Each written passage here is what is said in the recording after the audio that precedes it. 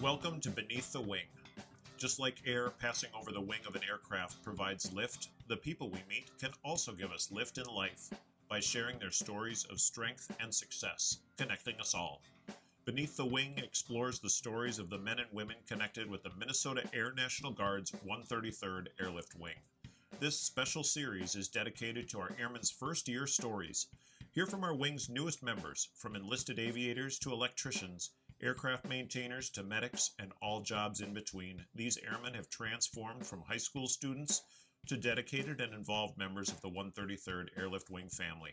In their own words, they'll share how they chose their military job, the connection they have with the team, and how they have changed from young civilian to American airman.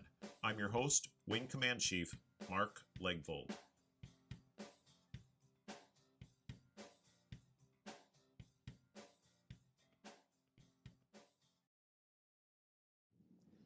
I'm speaking with Airman First Class Bridget Johnson. Bridget is a student at the Winona State University, Minnesota, majoring in nursing. She graduated from St. Michael Albertville in 2021, and with us at the 133rd, she is an aerospace medical technician, which I'm going to ask her to explain, but first off, welcome.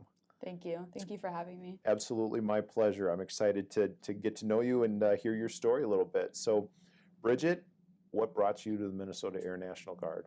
So as I was mentioning earlier, my sister was a part of the Army National Guard as a medic, and I kind of never really had military on my radar, but then she was activated with the 133rd here, and she said, you need to do this. So I looked into it, and that's why I'm here.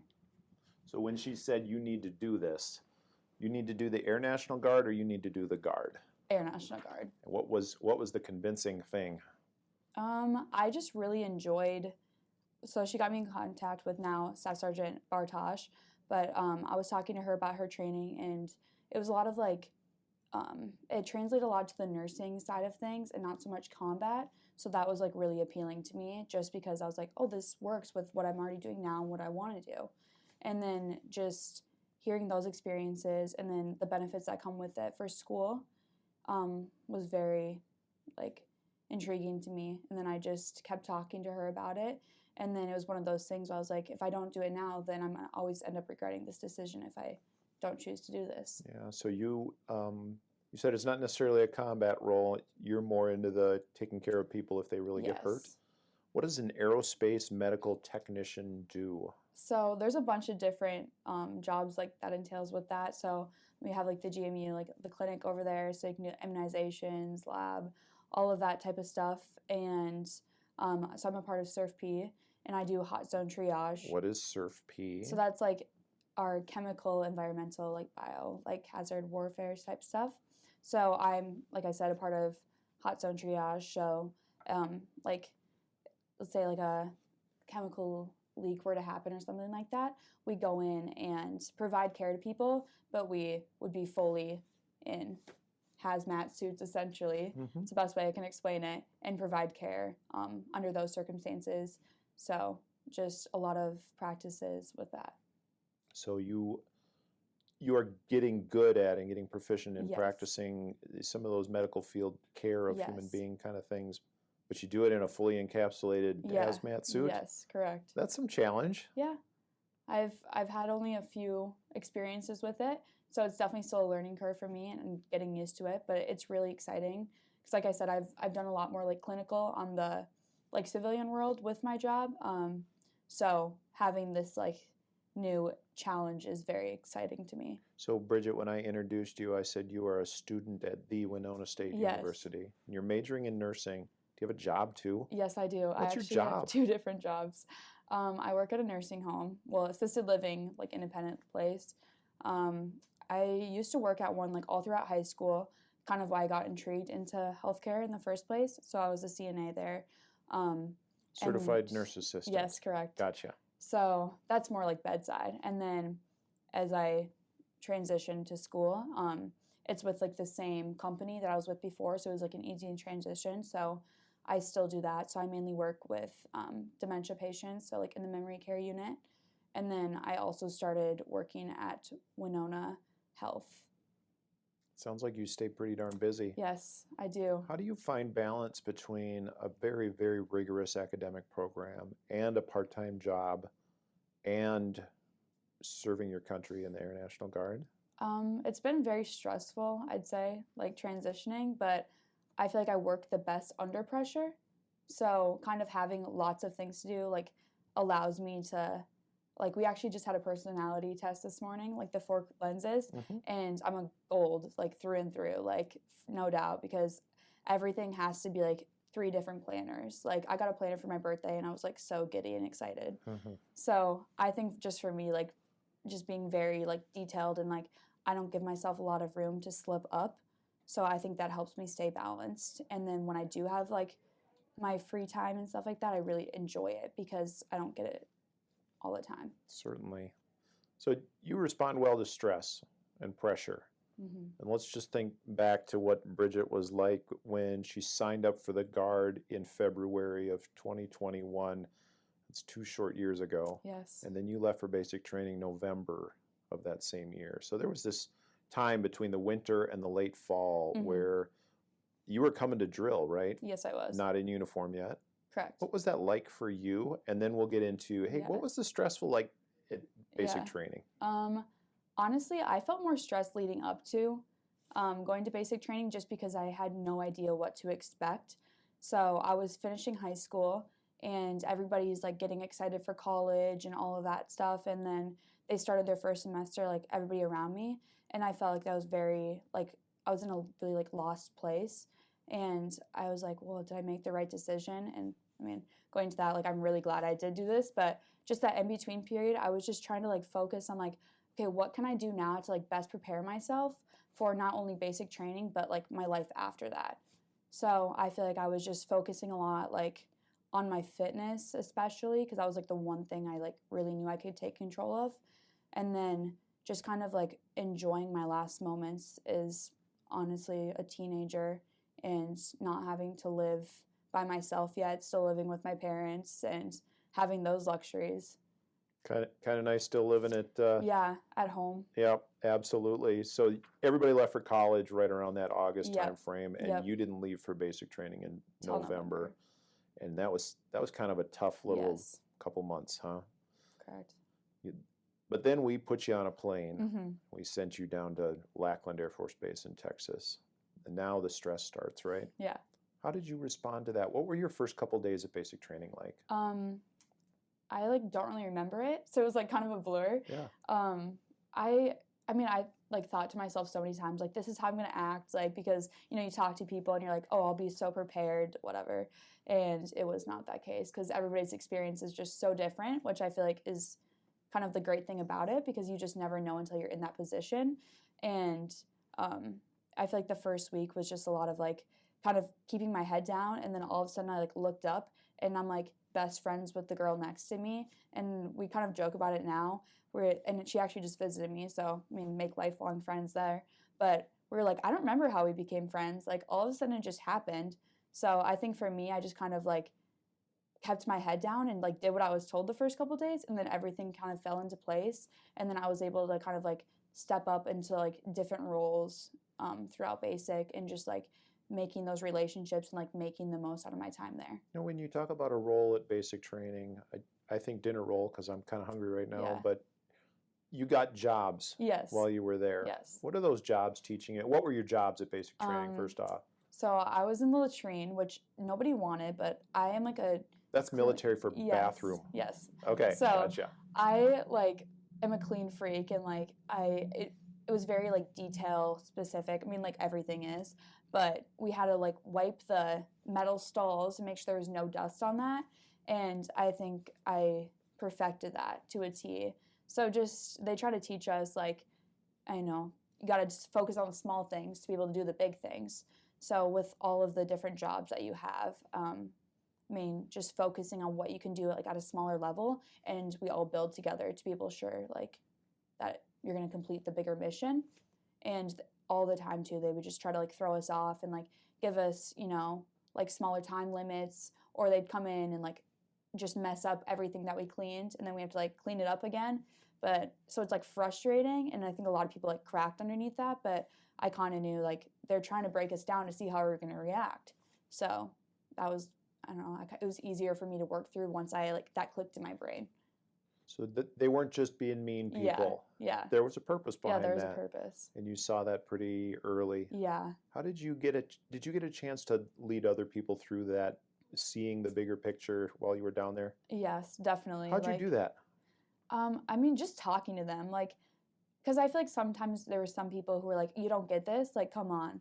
So I feel like empathizing with somebody and just be like, okay, I understand, like, you feel that way, especially like you're with a bunch of girls and it's like you're under stressful times, like you're away from your support system, like it's hard.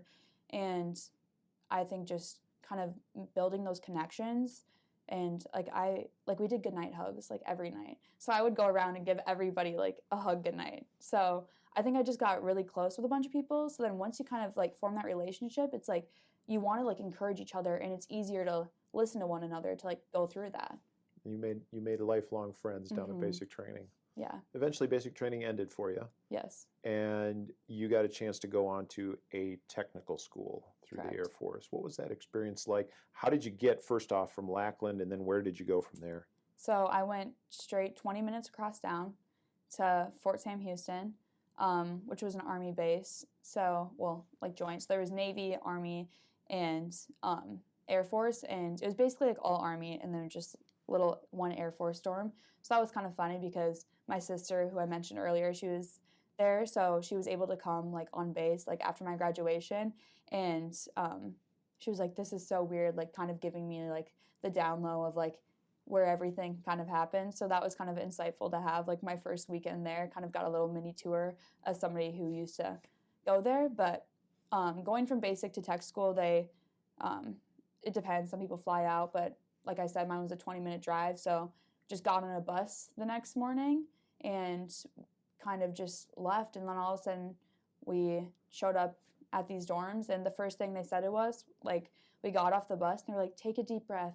It's okay. You're not in basic anymore. So that was just kind of funny because all of us were like so stressed, like not knowing what was going to happen. You were waiting for that person with the round hat to just come to out start and tell you like to pick up your bag and screaming yell. at you. So that was kind of nice. And then just got settled in. I mean, I kind of compare it to like kind of like college in a sense. Like it's like dorms. So, you know, I had a roommate, but we had our own bathroom and stuff like that. So you have a little bit more privacy than you did previously with 40-something girls. Mm-hmm.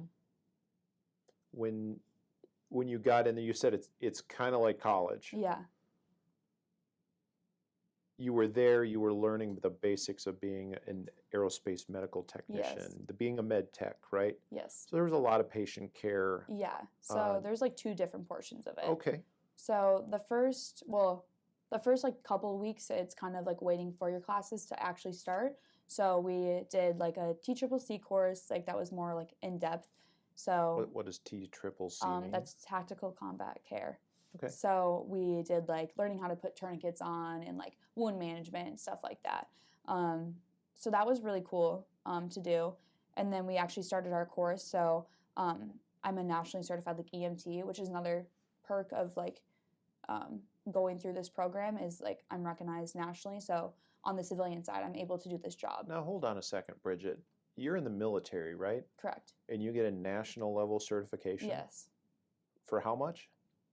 For free. Oh, you got paid to do that? Yeah. Okay, I'm being a little sarcastic no, with you, I but get where you're you're going. picking up on it really well. Exactly. How much would you have to pay for that if you were going through a regular technical I college? honestly couldn't even tell you, but a lot more than what I got, and I got paid to do it. So Pretty darn good. yeah, exactly. You got me sold. Yes. I'm going to re-enlist. So that was like the first 6 weeks, which was really hard, like because normally it's a 6-month course, Mhm. so they definitely pack it in, but it was nice. And like addition to that too, like the one girl I said I was really good friends with, she was there as well. We were the same job. So going through like you're in class from 8 a.m. till 5 p.m. every day, and then you have PT at 4 a.m. 3 days a week. Physical training. Yeah, like you're just exhausted, and then they expect you to study on top of that. That was just more, I feel like, physically challenging than basic training was, for me at least. But I think once I passed, and then we had like a 4-week portion of nursing, and that's when we did like the bedside, like learning how to make a bed and like tell somebody how to use crutches and stuff like that. Then it was kind of more able to reflect on like what I just did, and I felt like a lot of like accomplishment, and I was really excited to like actually do my job. Mm-hmm. So you had that moment down there at tech school where you were like, holy moly, I got a lot of stuff that I've already packed into my 18-year-old brain. Yeah, just turned 18. Just turned 18. Think back, Bridget, to what you were like sitting in class at St. Michael Albertville, and the high school senior you, 17 years old, getting ready to face the world. You've been with us now for about 2 years. How are you different as a person since when you were in high school? Like so many different ways. I always say like it sounds like so cliche, like looking back, but it's like really the little moments that end up defining like who you are, and instead of just like one, and then all of a sudden you have like one big aha moment, and then you reflect. But I feel like I'm a lot more patient now, and it was like a lot of characteristics that I always saw myself being, like really driven and hardworking, and like being successful, and like maintaining relationships while jobs. Like I didn't really have the space to do that yet because I was only a student, you know? And then going through all of these challenges in life and then succeeding with them, it like showed me a lot about like my character and that like I can do this. So like I feel like I'm definitely like more confident and just like more of a well-rounded person because I worked with so many different people, and like you just meet people from different walks of life. So just kind of having those different perspectives, like it made me more grateful, patient, just a more refined person. You mentioned working with a lot of different people. I mean, the military in general, it's folks from all over the Yes. world join our military. Yeah. Minnesota's a little different. It's the Minnesota Air Yeah. National Guard, right? Most of the people that work out here at our Yeah. base, they live in the local Mhm. area. But you got an opportunity Yeah. to experience some of that across the country. Yeah, definitely. What kind of people did you meet from across the country? What was the, I don't want to say the biggest culture gap or difference, Yeah, but no, for sure. you know, growing up in St. Michael Yeah, Albertville, not a lot of diversity at all. correct. What did you learn? There was like 5 different girls from my basic training who were from Puerto Rico. One of those was like right across from me, like in our bed, in our like bays, so right across the bed from me, and she didn't speak any English. So that was very challenging, and like I know a little bit of Spanish. Like I took like 5 years of Spanish, but like it's not the same as actually communicating with somebody. So like I would try to talk to her and help her because we'd be getting yelled at, and we're like, why isn't she understanding this? Like, and then so having to like go over that barrier was like I feel like a huge thing. And then like I said about patience, it kind of like teaches you to like see things from like another person's perspective, and it's not only just the language barriers, but like that's just like a great example. Like everybody has different personalities and grew up with different, like how they interacted with their friends, their family, and how they like I guess attacked like conflict or stuff like that. So I feel like just working with different walks of life like that, you just kind of take a step back and you're able to like wait a minute, like what makes them who they are. Like I want to get to know that first, and then we can move on. It's a lot of worldly perspective that you picked up on pretty quickly. Is it a good opportunity to do that?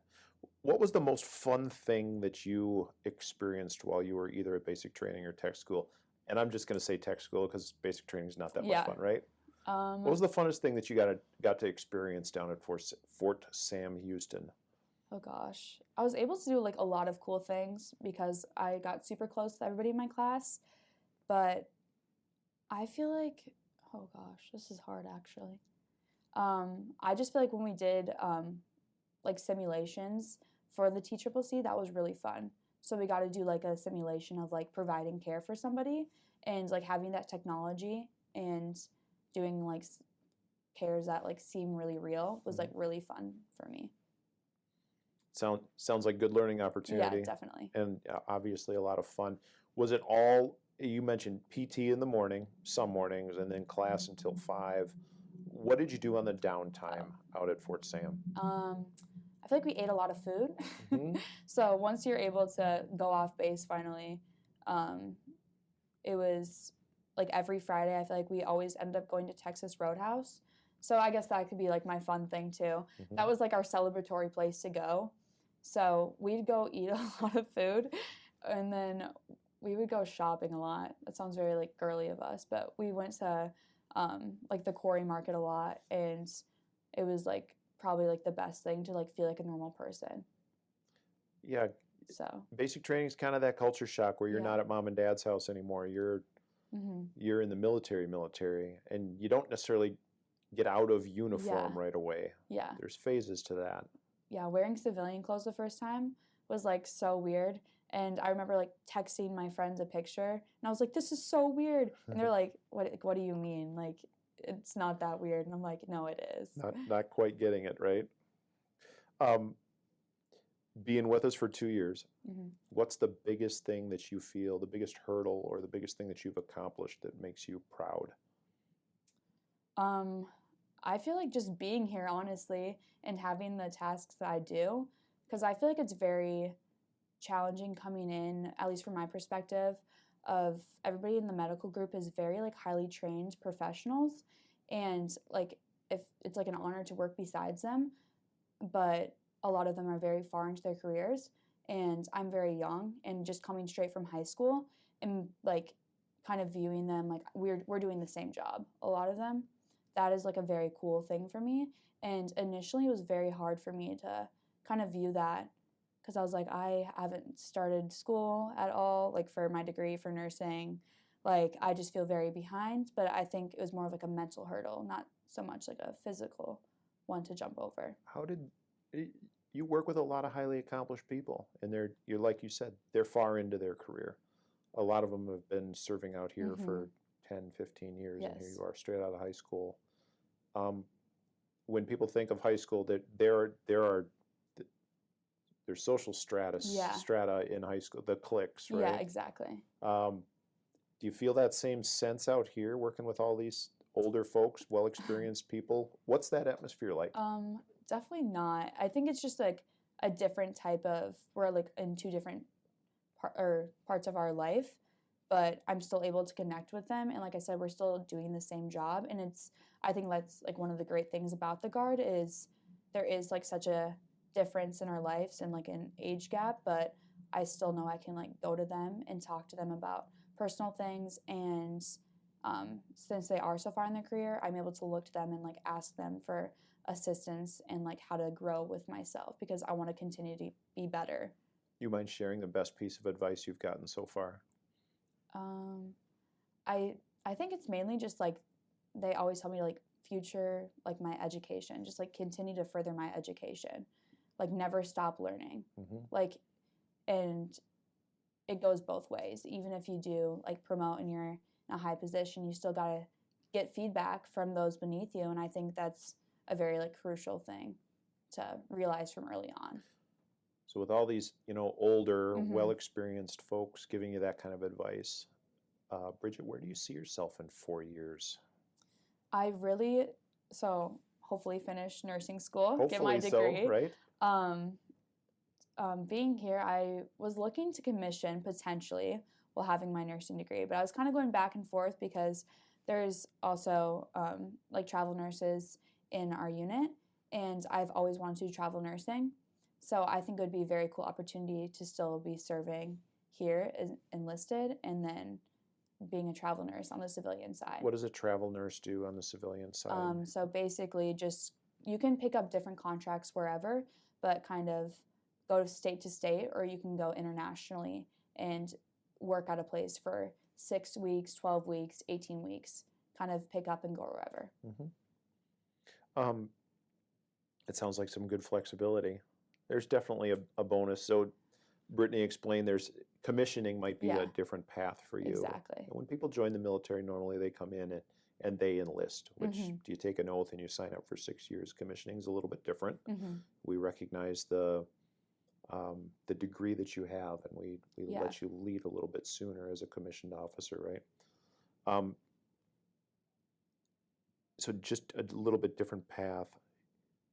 Brittany, how's serving in the military different than what you originally expected when you first joined up. Your sister was in the Army. Mm-hmm. We're not the Army.